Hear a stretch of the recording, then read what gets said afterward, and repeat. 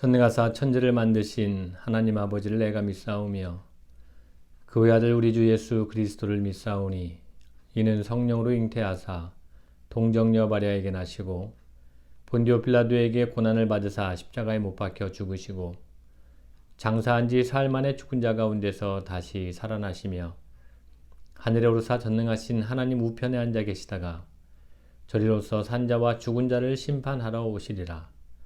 성령을 믿사오며 거룩한 공예와 성도가 서로 교통하는 것과 죄를 사하여 주시는 것과 몸이 다시 사는 것과 영원히 사는 것을 믿사옵나이다. 아멘. 다 함께 찬송가 285장 부릅니다.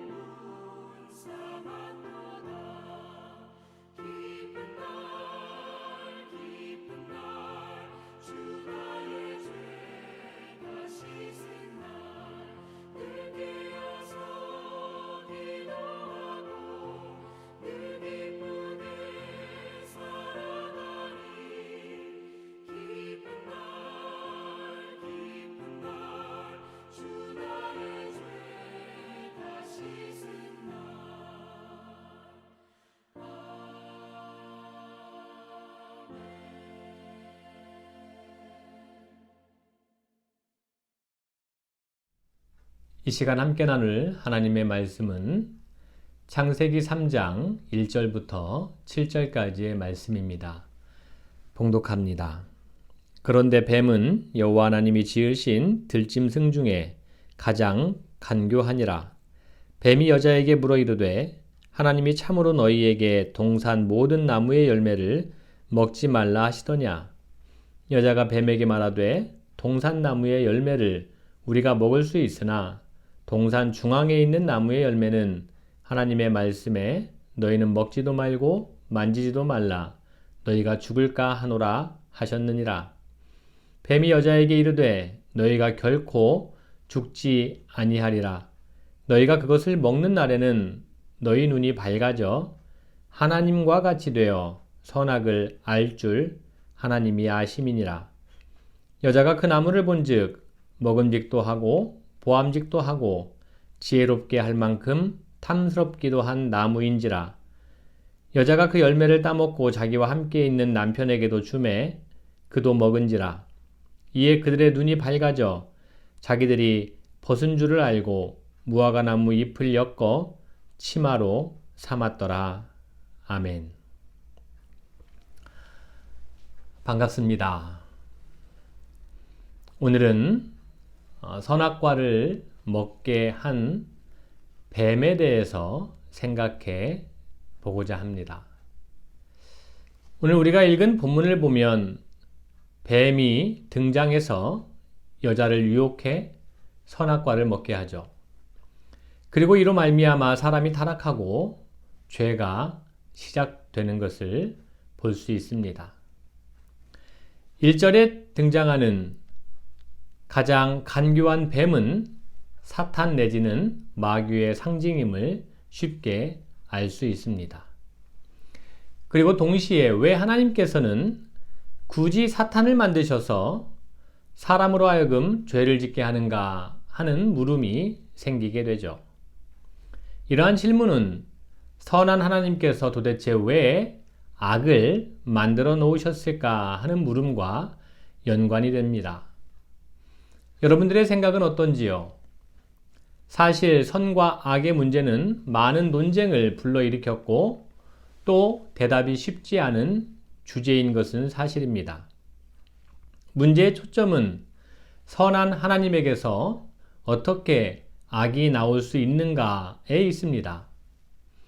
이런 이유로 고대 헬라인들은 창조의 신은 불완전한 신이기 때문에 완전한 신은 악이 존재하는 세상과는 무관하고 완전히 초월해 있는 초월자여야 한다라고 생각했죠.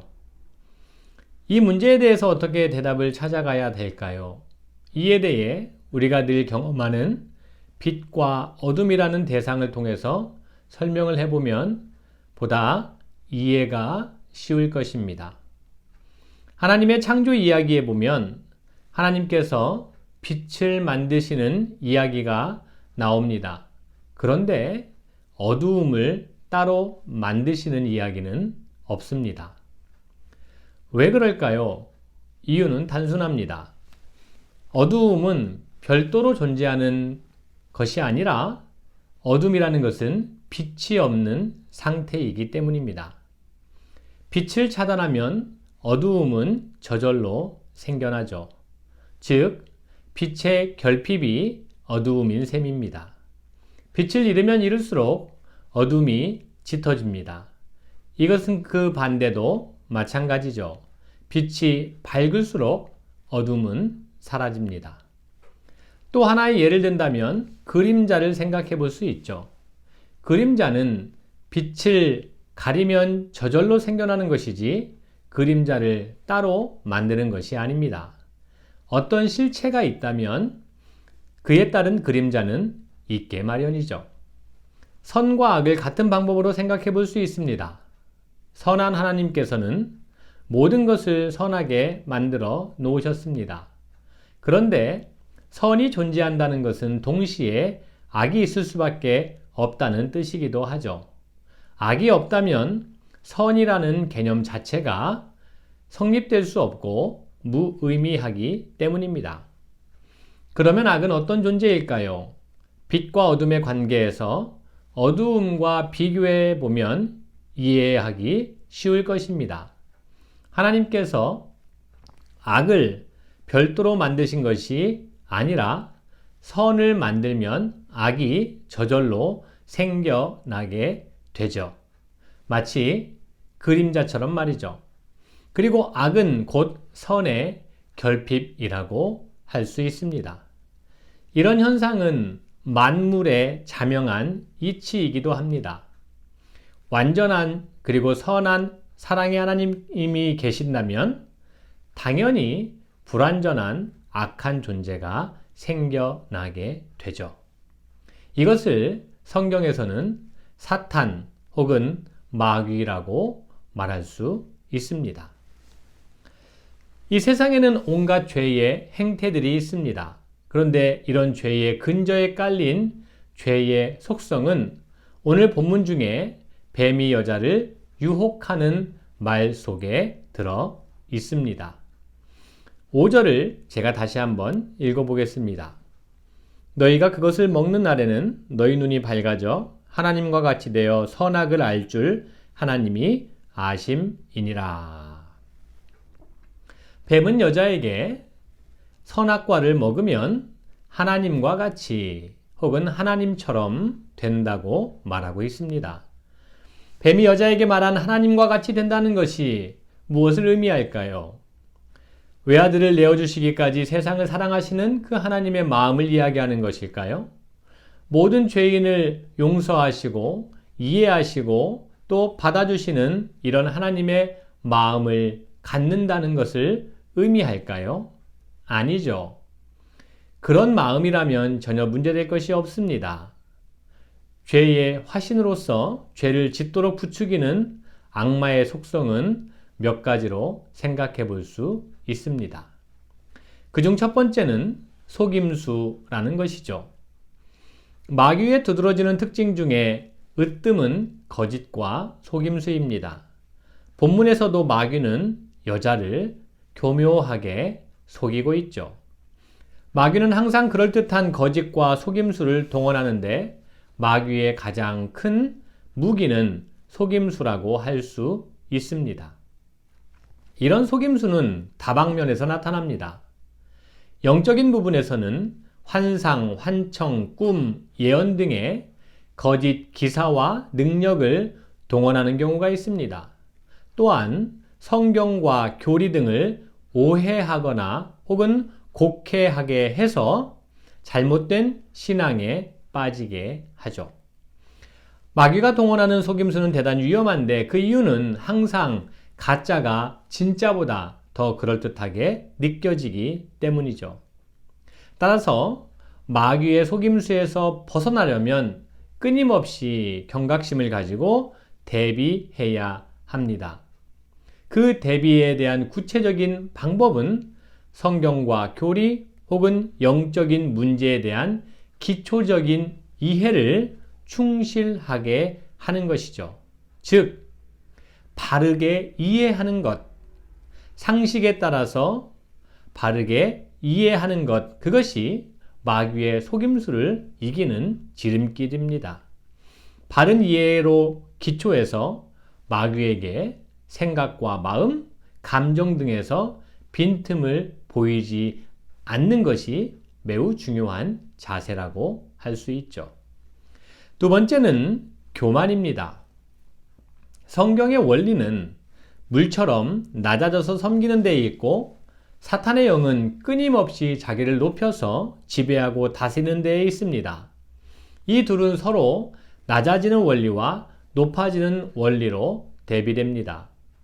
본문에 하나님과 같이 되어 라는 것은 스스로 하나님이 되려는 사탄의 속성을 말합니다.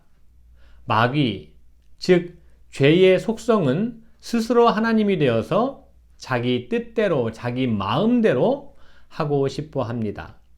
이런 교만은 죄의 지배를 받는 인간들의 공통된 속성이죠.